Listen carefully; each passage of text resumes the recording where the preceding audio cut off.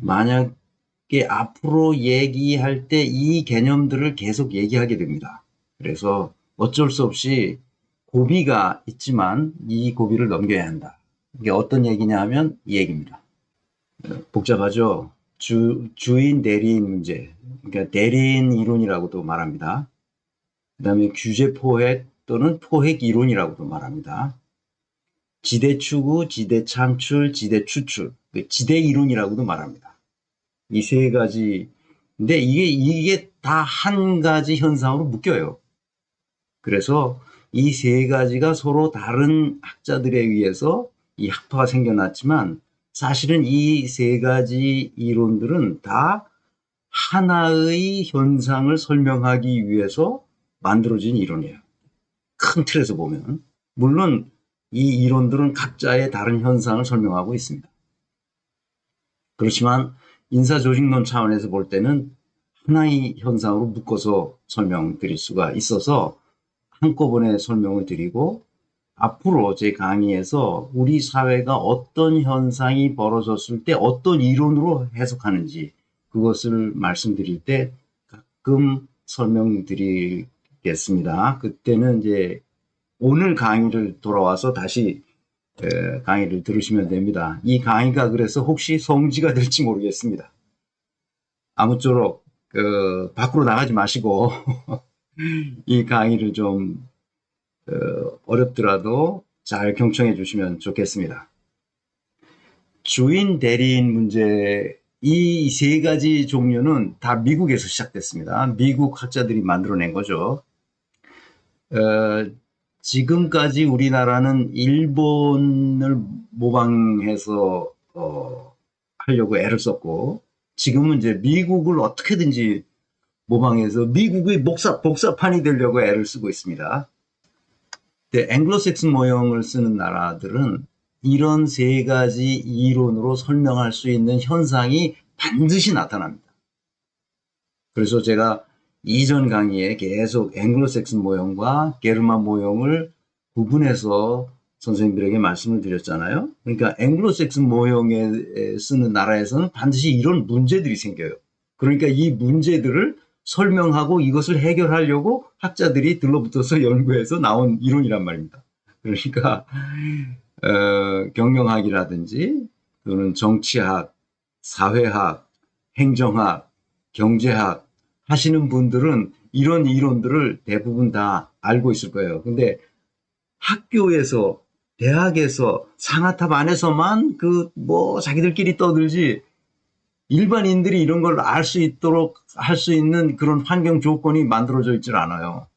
그러니까 예를 들어서 윤석열이 무슨 짓을 했다, 또는 한동훈이 무슨 짓을 했다, 또는 김건희가 무슨 짓을 했다, 이낙연이 무슨 짓을 하고 김진표가 무슨 짓을 했다, 박병석도 마찬가지죠. 무슨 짓을 했다 그러면 막 뭐라고 떠들기만 하고 그 사람들을 막 비판하고 비난하고 그러기만 하지, 실제로 그런 현상이 이론적으로 어떻게 설명해야 되는지, 그래서 문제의 본질이 뭔지를 꿰뚫어서 지목해서 그들을 꼼짝 못하게 비판을 할 수 있어야 되는데 그렇지 않단 말이죠. 그러니까 학자들은 아무 생각도 거기서 논문 써서 자기 직위만 유지하면 되도록 그렇게 돼 있단 말이죠. 그러니까 일반 대중하고 괴리돼 있어요.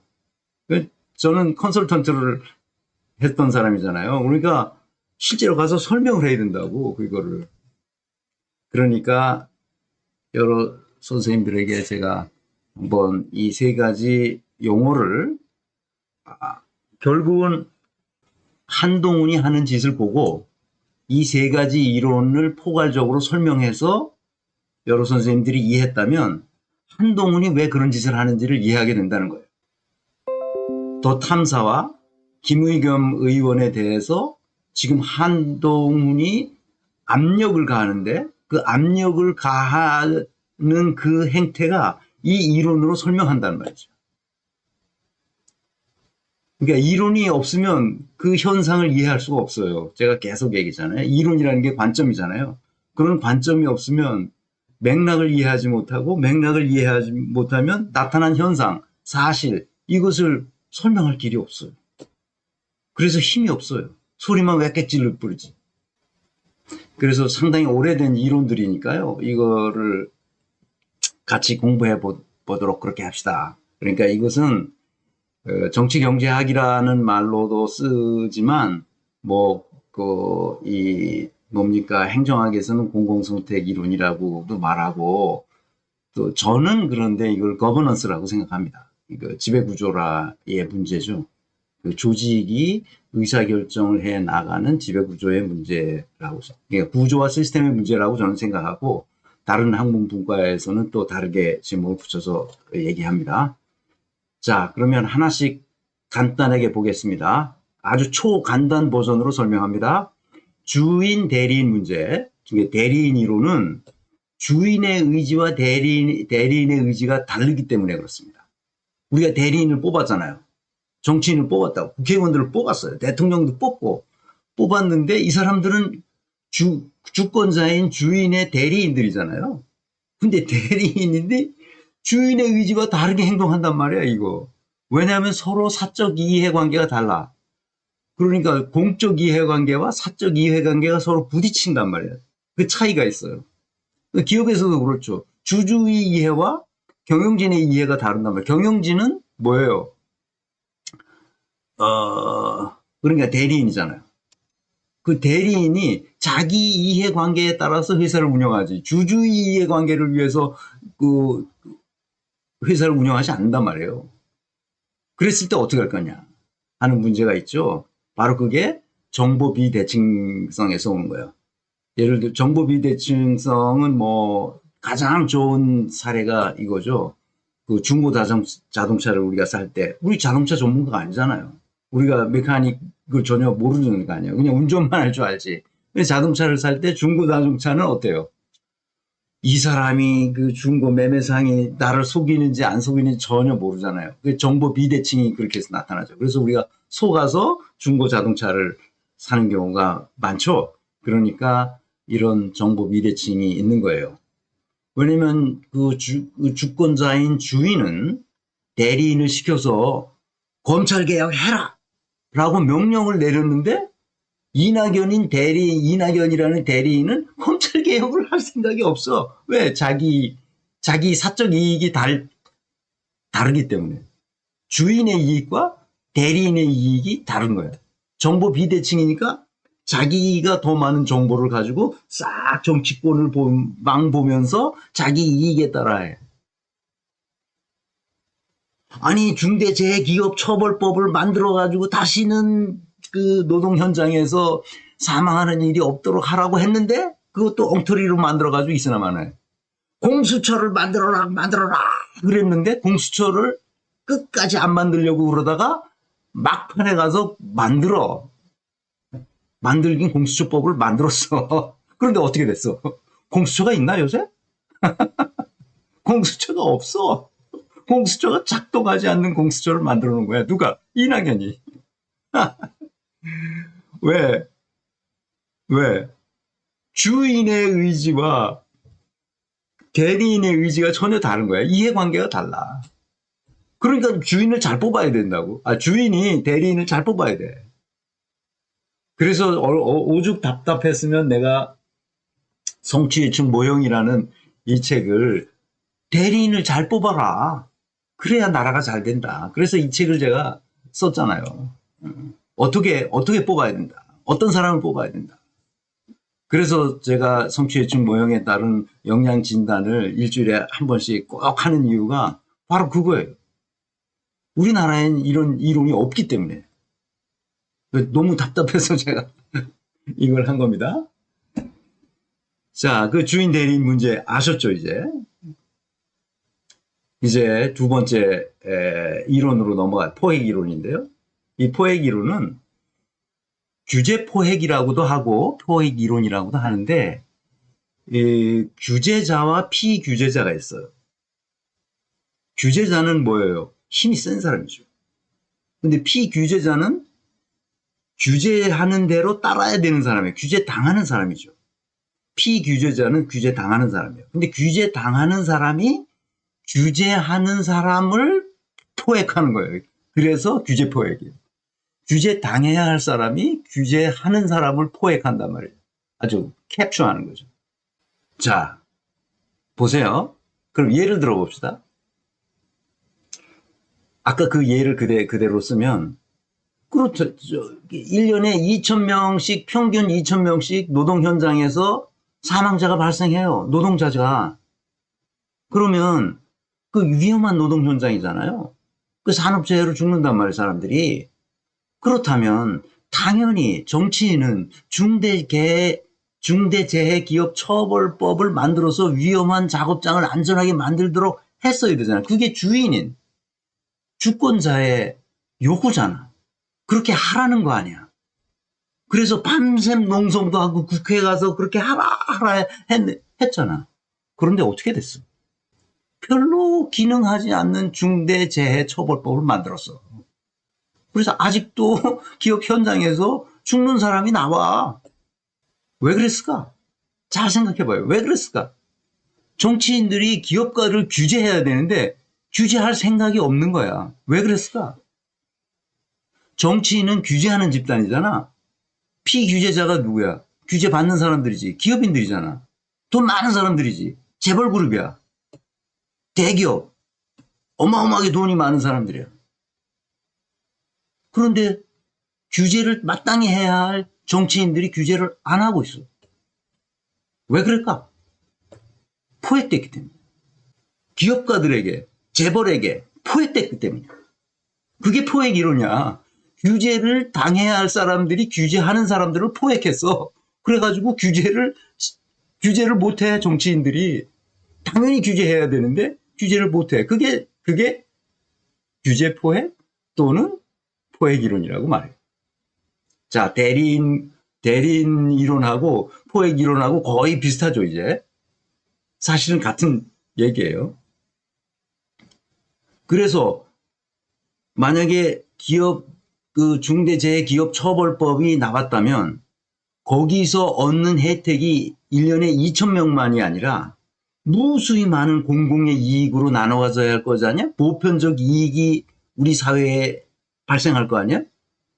그런데 중대재해기업처벌법을 만들어 놓지 않음으로써, 아니면 엉성하게 만들므로써, 별로 기능하지 않게 만들므로써 그 이익이 누구한테 돌아가느냐 하면 특수한 집단에게만 들어가는, 재벌 집단이라든지 아주 특수한 대기업, 특히 건설 회사들에게 돌아갈 수 있겠지.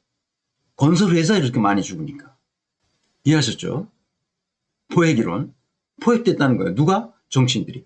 규제해야 할 정치인들이 규제하지 않는다는 거예요. 규제해야 할 고위 공직자들이 규제를 풀어준다는 거예요. 누구를 위해서? 가진 자를 위해서. 가진 자로부터 포획됐기 때문에. 그렇다는 뜻이에요, 이게. 그 포획 이론이 굉장히 중요합니다. 주인 대리인 문제는 정보 비대칭에서 오는 문제고, 포획 이론은 정보 비대칭에 근거해서 실제로 포획됐기 때문에 나타나는 현상이에요.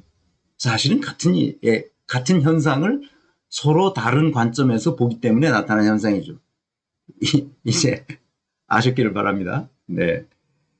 그래서 또 다른 예를 아까 들었잖아요. 공수처법. 그것도 공수처법도 똑같아요.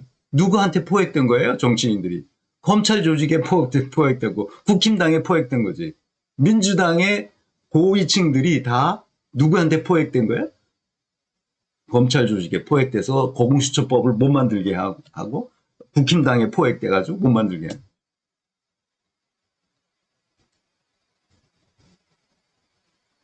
이낙연의 행동을 보면 아주 뚜렷해요. 그래서 지금 이 얘기를 설명하는 겁니다. 그 이낙연 따라다니는 그 국회의원들 있잖아. 김종민이나 뭐 윤영찬이나 이런 애들 똑같은 애들이거든. 포획됐거든. 그래서 어떻게 내쫓는 거야. 조국을 내쫓고 추미애를 내쫓고 포획됐기 때문에.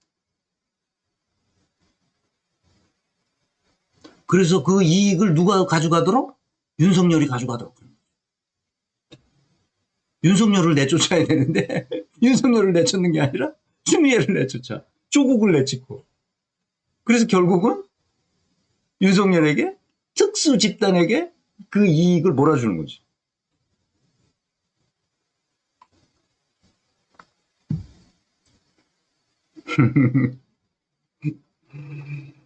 여러분 잘 이해하셔야 됩니다. 이게 사회적으로 굉장히 우리나라에 그 아주 그 심대한 문제를 일으키기 때문에 내가 이게 어려운, 이게 깊이 들어가면 어려운 이론이라 이걸 어떻게 설명해야 될까 같아. 어차피 해야 될 거니까 매를 빨리 받자. 그래가지고 지금 하는 겁니다. 앞으로도 계속 이 포획 이론, 대리인 이론, 그 다음에 지대 이론 이런 것이 다 나옵니다. 그러니까 나올 거니까 다시 그때 가서 제가 뭐라고 얘기할 때 이해가 안 된다. 그러면 다시 이 강의, 지금 이게 55강인데요. 아직 55강이 아니라 호회 10강인데 호회 10강이 성지 강의가 되도록 여러 선생님들을 꼭 이 얘기를 이해해 주시기를 바랍니다. 자, 그 다음에 지대 이론으로 들어가 봅시다. 지대 이론은 조금 더 심각한 이론입니다. 지대 이론은 우선 지대가 뭐냐 하는 걸 정의 내리면 인위적으로 만들어낸 독점적 이익을 지대 이론이라고 합니다. 지대라고 합니다. 지대, 렌트죠, 렌트. 인위적으로 만들어낸 독점적 이익. 여기서 인위적이어야 돼요. 그리고 독점적 이익이 있어야 됩니다. 그러니까 렌트라는 말은 생산 요소 중에 생산 요소 3대 생산 요소가 있잖아요. 자본, 토지, 노동. 그 중에서 토지를 이용한 대가를 이 렌트라고 그러잖아요. 그 지대라고 그러는 거예요. 지대. 토지를 이용한 대가. 그래서 오늘날에도 생산 요소를 투입해 가지고 생산 요소 어떤 요소든지 생산 요소를 투입해 가지고 얻어내는 독점적 이익을 지대라고 불러요. 이 지대라는 말은 굉장히 오래된 말이에요. 예전에 그 산업혁명 나고 그럴 때 17세기 말부터 18세기 중엽에 이르는 동안에 뭡니까 아담 스미스나 또는 뭐죠 그 데이비드 리카도 같은 그 동시대에 살았던 사람들이 소위 말하는 고전적인 정치경제학이 정립되던 시기에서부터 그 토지 이용에 따른 차액이 발생한다는 것을 알고 그것이 굉장히 중요하다는 걸 알고 지대 이론을 만들어 냈었잖아요. 그 지대라는 용어를 그때와 지금은 조금 달라졌지만 그대로 그냥 쓰는 겁니다. 그러니까 지대는 옛날에 문자 그대로 토지를 활용한 대가 그것을 말했는데 오늘날은 그냥 인위적으로 어떤 행위를 해서 그래서 독점적인 이익을 향유할 수 있게 된다면 그것은 지대라고 생각한다는 말이죠. 그래서 지대 추구 행위, 지대 창출 행위, 지대 추출 행위 이런 식으로 용어를 붙여줬습니다. 지대 추구 행위. 지대 추구하는 건 좋은 거예요. 일반적으로 지대 추구를 하는 행위를 긍정적으로 생각하는 사람들은 기업을 혁신해서 더 좋은 생산성, 더 좋은 창의성을 만들어내서 고객을 더 많이 확보해서 다른 기업이 따라올 수 없도록 하는 독점적인 이익을 향유한다면 그것은 지대 추구 행위죠. 좋은 거죠. 그런데 그렇게 하지 않고 지대 추구 행위를 어떻게 하느냐? 인위적으로 독점적 이익을 추구하기 위해서 권력하고 유착합니다. 그래서 그건 허가를 받아야만 그 일을 할 수 있는데 허가를 받기 위해서 권력에게 뭘 줘? 뇌물을 주거나 그렇게 하는 거죠. 아니면 유착관계를 맺거나 그렇게 해가지고 그냥 수의 계약을 따내거나 뭐 이렇게 하는 거죠. 그게 독점적 이익을 자기가 얻는 거잖아요. 그러니까 그런 지대 추구 행위는 그렇게 부정적인 측면도 있지만 한편으로는 긍정적인 측면도 있다. 그런 이야기를 할 수 있고 지대 창출과 지대 추출은 부정적인 현상에서만 나타나는 거예요. 지대 추구 행위는 긍정적 측면도 있고 부정적 측면이 있지만 지대 창출과 지대 추출은 부정적인 측면에서만 나타나요. 지대 창출은 왜 그러냐면 지대 추구를 하잖아. 사람들이 기업가들이 지대 추구 행위를 하는데 그것에 그것에 조응하여, 그것에 부응해서 지대 창출을 해주도록 해. 누가? 정치인들이. 고위 공무원들이. 그래가지고 뇌물을 쓱 먹어. 아니면 편의를 봐줘. 아니면 그 자식들을 채용해줘. 그렇게 하는 거지. 그렇게 되면 뭐야? 그게 지대 창출 행위지. 지대를 만들어서 그 기업가에게 넘겨주는 거야. 자기에도 이익을 보지. 이익을 봐. 자기도. 그러니까 몰래 그렇게 하는 거지. 몰래 그렇게. 그렇게 하면 다 불법이니까 몰래 그렇게 해. 그러니까 정보가 다른 사람에게는 없단 말이야. 그러니까 어떻게 되겠어? 주인 대리인 문제가 거기서도 발생하는 거지. 아무리 그렇게 하면 안 되는데 몰래 그렇게 한단 말이죠. 그러니까. 그 다음에 지대 추출, 이제 뒤에서 나오겠지만 지대 추출 행위는 아예 지대를 이 고위 공직자들이 자기 권력을 가지고 기업가나 그 경영진에게 그 이 어떤 산업에도 마찬가지지. 그래가지고 야, 너 이만큼 내놔. 그거 내가 해준 거 아니야? 다 가져와. 이렇게 하는 거지. 이게 지대 추출이야, 지대 추출. 강탈하는 거지, 아주. 빼앗아 버리는 거예요. 이게 지대 추출이라고 그래요. 그러니까 우리 사회에 이런 이론들이 다 곳곳에서 적용될 수 있어요. 이게 다 같은 말이야, 이게 사실 따지면. 그러니까 무슨 말이냐, 이게. 지배자와 피지배자 간의 관계에 있어서 지배자가 자기가 지배할 수 있는 여러 가지 수단, 권력, 정보, 또 뭐 어떤 수단을 가지고 피지배자를 억압하고 착취하는 이론이야, 이게. 한마디로 말하면.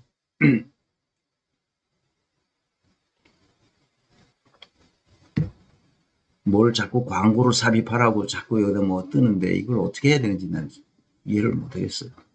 한번 사용해 보세요. 뭘 어떻게 사용해 보라는 얘기야? 자, 이게 대리인 이론, 포획 이론, 지대 이론 이 세 가지를 설명했습니다. 뭐 아주 초간단 버전으로 했기 때문에 제 이 강의를 들으러 오시는 선생님들은 이렇게 초간단 버전으로 얘기해도 다 이해하셨으리라고 생각합니다. 이게 다 미국에서 나온 이론이라 했잖아요.